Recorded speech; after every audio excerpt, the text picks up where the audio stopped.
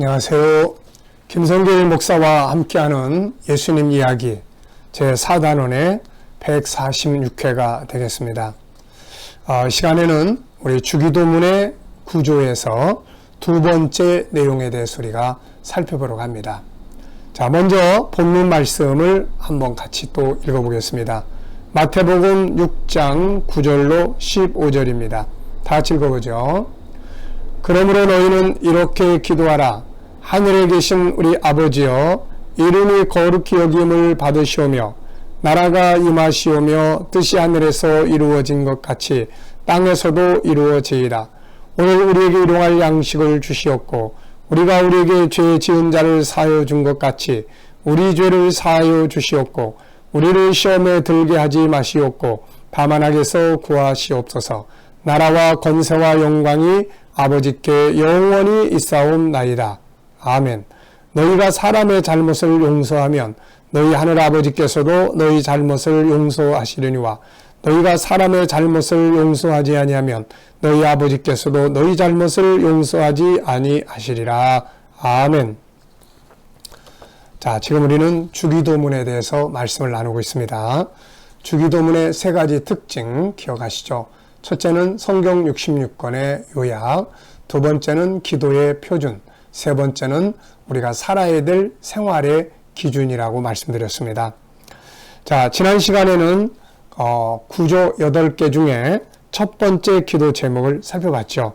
하늘에 계신 아버지의 이름이 거룩되게 하기 위한 것이었습니다. 자, 이 시간에는 두 번째 기도 제목인데 바로 나라가 임하는 것입니다. 나라가 임하시옵소서 하는 나라가 임하는 거예요. 자, 이 나라는 세상 나라가 아니죠. 주님의 나라, 하나님 나라, 천국을 말하는 것입니다. 자, 우리가 기도해야 될 중요한 기도의 제목이 바로 이 세상 나라를, 물론 우리가 사는 동안 이 나라가 안전하기 위해서 기도해야지만 세상 나라를 꿈꾸고 그것을 얻기 위한 게 아니라 하늘의 나라, 하나님의 나라, 주님의 나라, 예수 그리스도의 나라가 이루어지고 임하기를 위해서 기도해야 되는 것이죠. 우리는 이것을 가리켜서 천국운동이라고 이야기를 합니다. 성경은 천국운동의 역사를 기록을 하고 있습니다. 자, 우리가 천국운동 그러면 두 가지를 이야기를 합니다. 하나는 나라가 준비되는 것이며 또 하나는 그 나라의 백성이 준비되어지는 일입니다. 자, 나라는 하나님이 하늘에서 준비하시고 또 들어갈 백성들의 구원은 이 땅에서 이루어지는 거죠. 그래서 요 나라가 임하옵시며 다음 기도가 뭐냐면 뜻이 하늘에서 이루어진 것 같이 땅에서 이루어지이다. 자, 하늘에서 계획되어지고 이 땅에서 이루어져야 될 일, 그게 바로 인류 구원 계획입니다. 신천지에서 말하는 것처럼 사도 요한이 본 하늘의 계시가 이 땅에서 자기들을 위해서 이루어져야 되는 이런 개념이 아닙니다. 자, 나라는 하나님이 준비하는 것이죠. 그래서 시간이 차면 나라는 하늘로부터 임하는 거예요. 이게 계시록 21장 1절의 말씀이에요. 또 내가 새하늘과 새 땅을 보니 처음 하늘과 처음 땅이 없어졌고 바다도 다시 있지 않더라. 물질 세상 사라지고 영원한 나라가 우리 앞에 나타나는 것이죠. 자, 그것이 나라가 임하시오며의 완성편입니다. 그리고 들어갈 백성들은 이제 이 땅에서 태어나기 때문에 여기서 구원을 해야 되는데 이게 바로 우리 교회와 성도들의 사명이죠. 자, 그러면 이 시간에는 먼저 나라의 임하심에 대해서 살펴보려고 합니다. 자, 우리가 성경 전체는 천국운동의 역사를 다루는 것이라는 것 말씀드렸죠. 이미 김성길 목사와 함께하는 천국 이야기 편에서 아주 자세하게 다뤘습니다. 그래서 처음 들어보시는 분이나 또 혹은 들어봤어도 좀 더 자세하게 들어봐야 되겠다 하시는 분들은 자, 김성길 목사와 함께하는 천국 이야기 편을 들어보시면 거기에 다큐멘터리의 영상과 함께 아주 재밌게 실어놨습니다.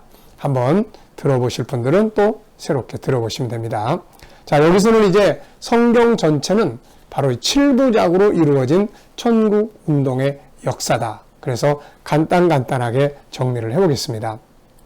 자, 먼저 제1부는 창세기 1장과 2장이에요.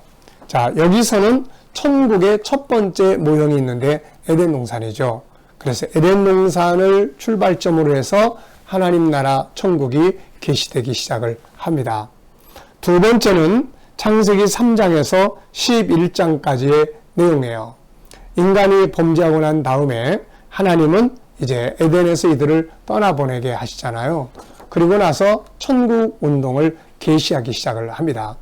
자, 그것이 바로 3장 15절의 메시아의 강림, 창세기 5장의 에녹의 사건, 창세기 6장에서 9장까지의 노아의 사건을 통해서 천국을 계시하시죠. 그 다음에 제3부로 가면 이제 창세기 12장 바벨탑 사건 이후에 온 세계에 인본주의 문화가 퍼져나갈 때 하나님께서는 바로 가나안 땅을 중심으로 해서 천국 복음을 세계에 전파하게 하시게 됐죠.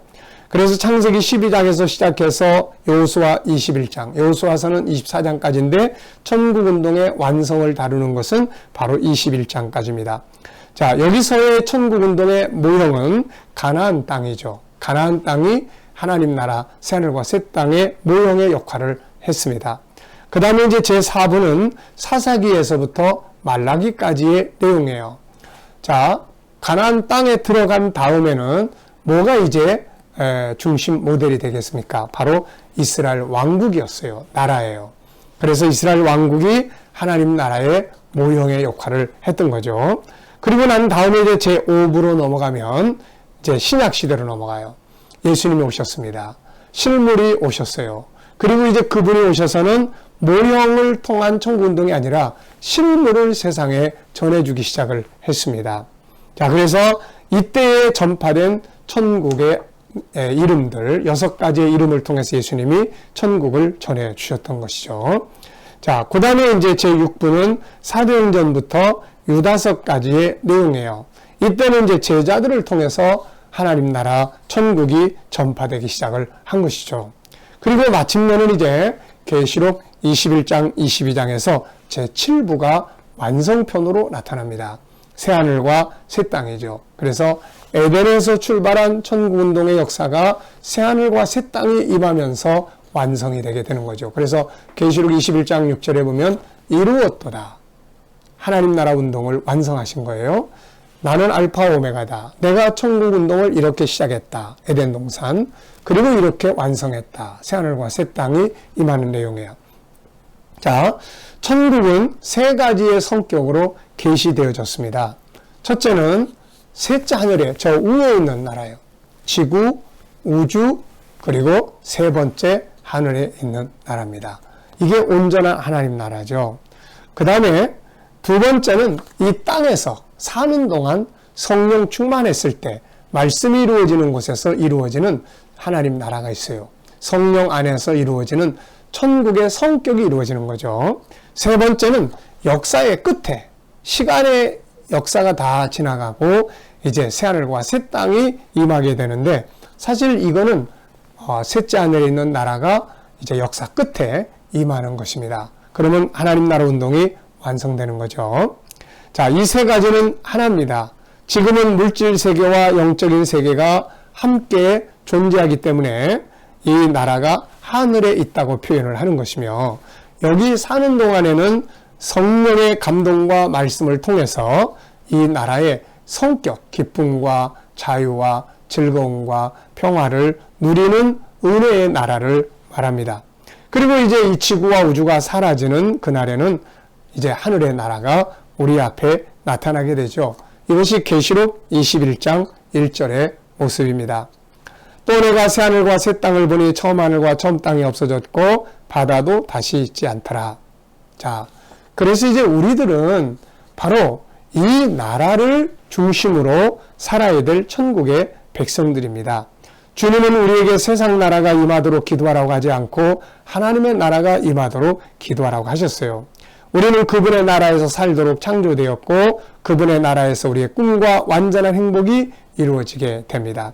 그래서 위에 있는 나라는 주님 부르시는 날 가는 것이기 때문에 이 나라를 늘 매일매일 소망하며 살고 이 땅에서 이루어지는 성령으로 이루어지는 나라는 오늘 나의 삶의 현장에서 또 나의 가정에서 이루어질 수 있는 것이기 때문에 그 나라가 임하기를 위해서 기도하고, 그리고 마지막에는 역사 끝에 완성되는 나라가 임하기를 위해서 기도해야 되는 것이죠.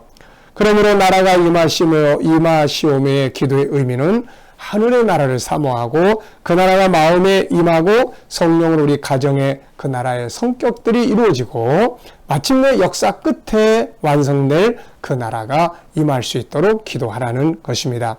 그러므로 우리 성도들은 오늘도 우리가 세상 나라만을 위해 기도해서는 안 되며 그분의 나라가 내 삶에서 이루어지도록 기도하고 역사 끝에 그 나라가 우리 앞에 속히 임하기를 위해서 기도해야 하는 것이죠.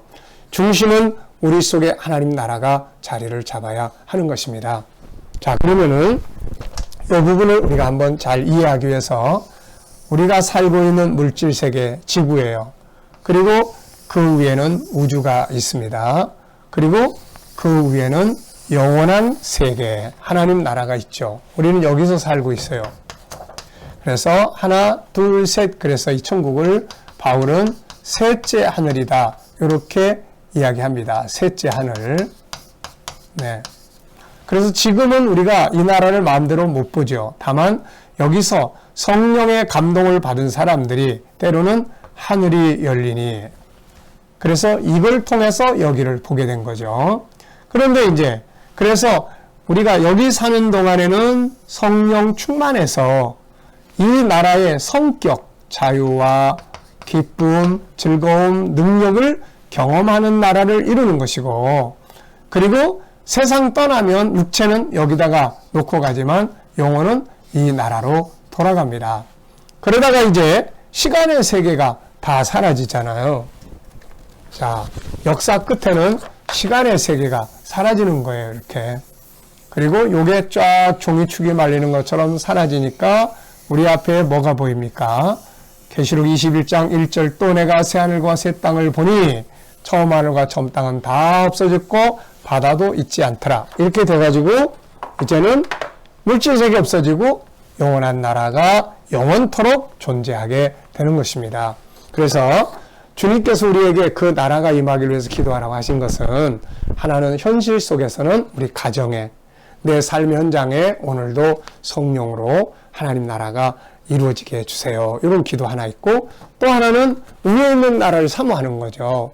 역사 끝에 그 나라가 우리 앞에 오기 때문에 하나님 새하늘과 새 땅 그 나라가 속히 오게 해주세요. 왜냐하면 그 나라가 임해야만 우리의 꿈도 희망도 다 이루어지기 때문에 그렇습니다.